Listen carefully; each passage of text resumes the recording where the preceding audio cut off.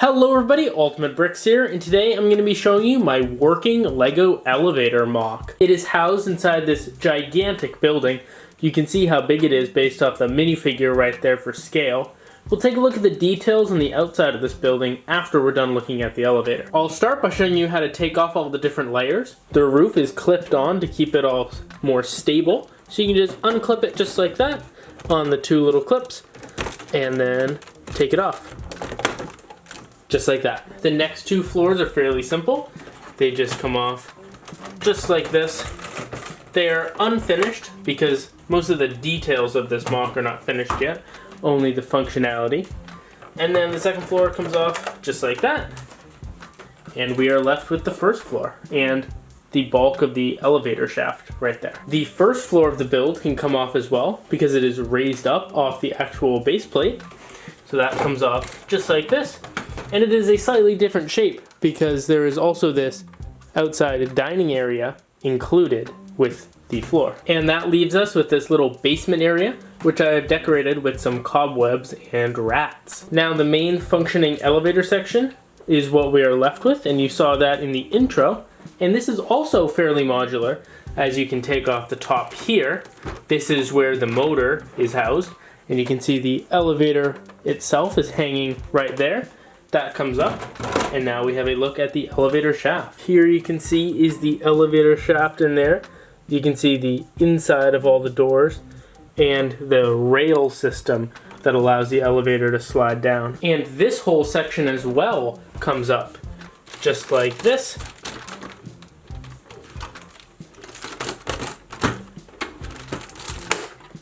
There we go, just comes off.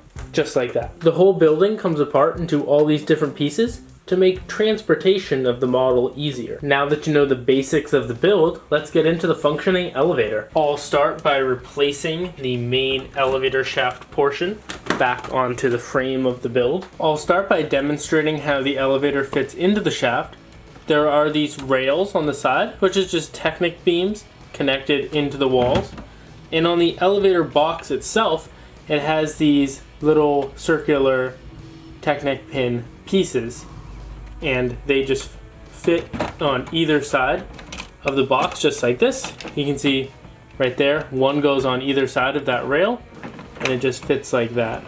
And because they're rounded, it prevents it from catching, and so it just lifts up and down just like that and slides smoothly. Next, I'm going to explain how this top module works. To do that, I'm actually going to disconnect the elevator box from the power housing up here.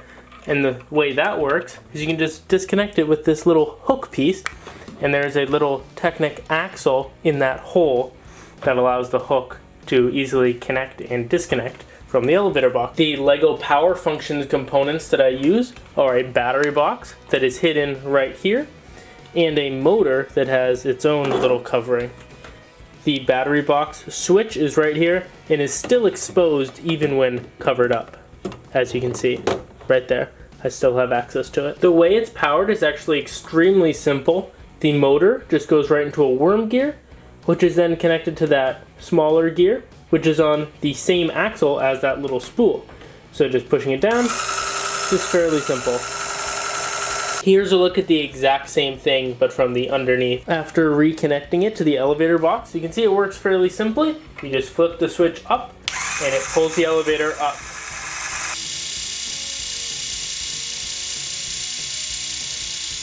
So now you know how I get the elevator to go up and down in the shaft, but what about having the doors open? How does that work? Now I'll show you on the outside right here, there is this exposed gear, and just by spinning that gear, both doors open simultaneously, just like that.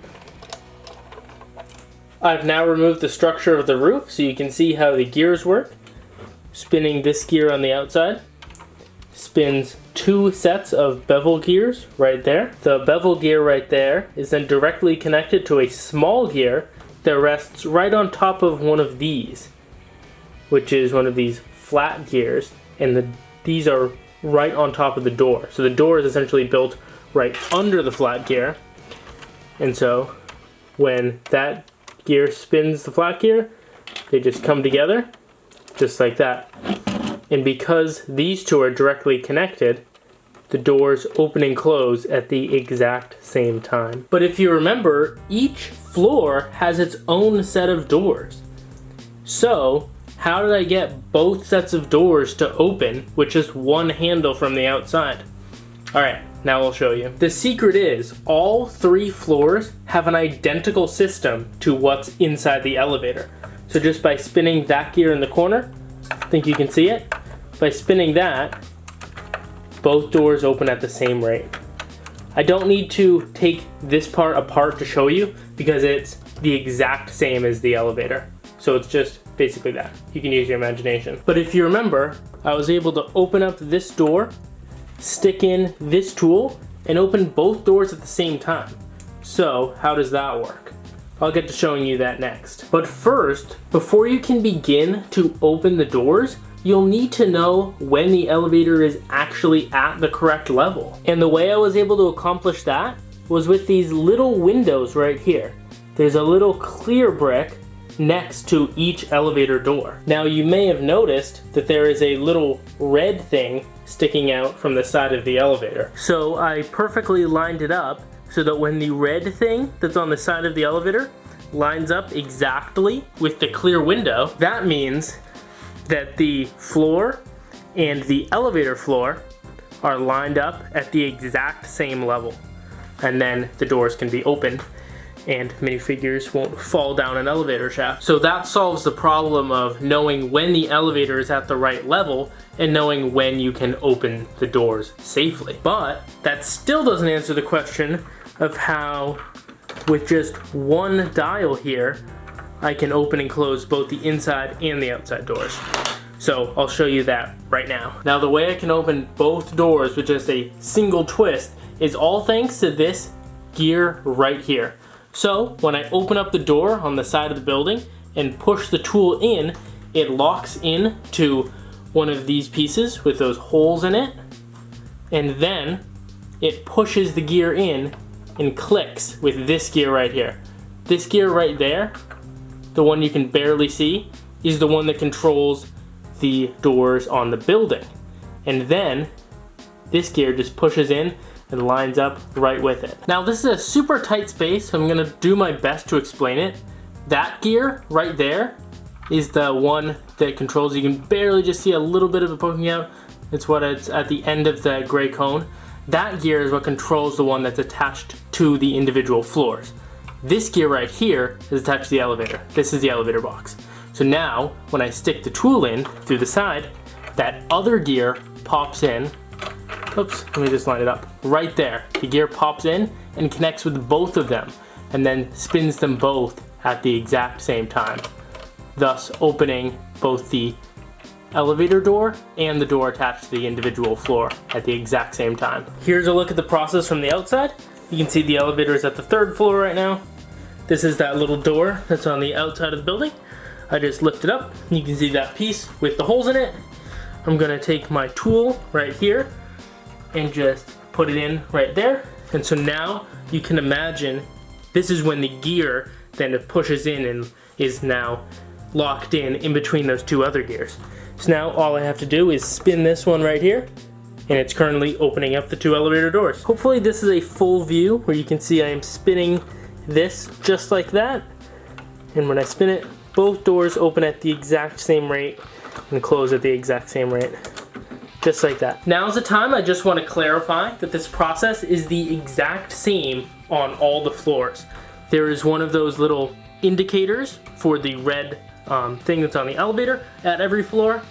There is one of these doors on every floor, and this section here has the gears for opening the outside door on every floor. So each floor is the same. So each floor is the exact same process. Another detail that I thought was a lot of fun is when you take out the tool and close the door, you can fit it right into these holes in the roof, and it blends in as if it was just another antenna. Here's a better look in case you missed it.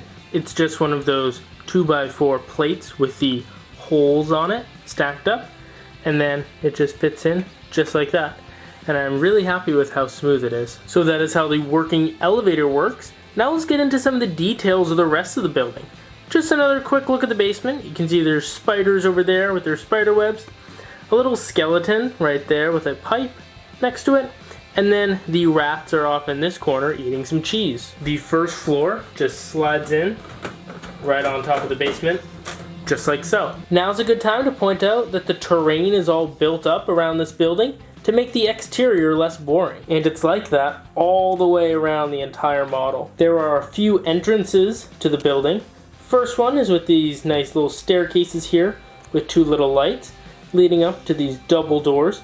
Also leading up to the double doors is a handicap accessible ramp. The ramp is built into the side of the hill, and I'm happy with how smooth it looked. Down here there's also a flower path which leads around to the outside eating area with a small little tilted staircase. The outside eating area is the only real part of this building that has been fully detailed, with some nice chairs and umbrellas and a fully tiled surface. The rest of the exterior is just sand green plated pillars and black window frames with clear windows. Each window has some nice molding on the top of it, and each pillar has some molding on the bottom of it. I'm super happy with the white arch above the doorway, and you can see that there are built up clear bricks behind it. I haven't gotten around to furnishing the inside, but when I do, I'll definitely make a video about it. You can see how nicely the inside of the removable floor lines up with the elevator landing. Now it's time to add on the second floor, and you can see that that lines up with the elevator landing too. There's just the hallway right there, and then it lines right up with the second floor. I tried to keep the exterior details simplistic with just a little bit of molding and some nice flowers under each window. You can see that the molding continues on to parts of the building that even don't have windows, and the stripes all continue on as well.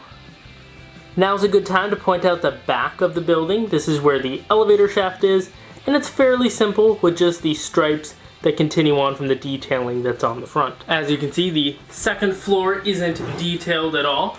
And now we'll add on the third floor. This is where things get a little bit different. I added some walls onto the third floor, so it's sectioned off into two different apartments and a little hallway. So when a minifigure would get off of the top floor elevator, they're in this little hallway, and they can go into either apartment from a door here and a door that is right there. And after that, the roof can just sit on just like this, and it clips in using those little hinge pieces. Here's a closer look at the molding that is the roof.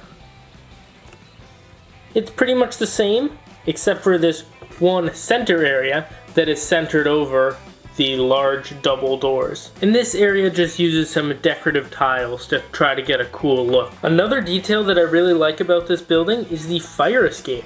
Because it is an elevator, if the elevator was to stop working, the minifigures would need a way to get down. So that's why I built this fire escape right here. There's an entrance on the second floor as well as the third floor, and both just lead out to this little landing here, and then there is a ladder to get them back down to the ground.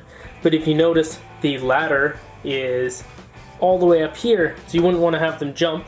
So all you'd have to do is push away that umbrella and then push down the ladder, and it can get them safely to the ground. Alright everyone, so that is my working Lego elevator MOC. I hope you enjoyed the video. Building this model was a lot of work, and I hope I was able to show it off to your satisfaction. So if you did enjoy the video, please leave a like, comment, and consider turning on notifications. I would greatly appreciate it. Thank you so much for watching, and I will see you in the next one. Bye.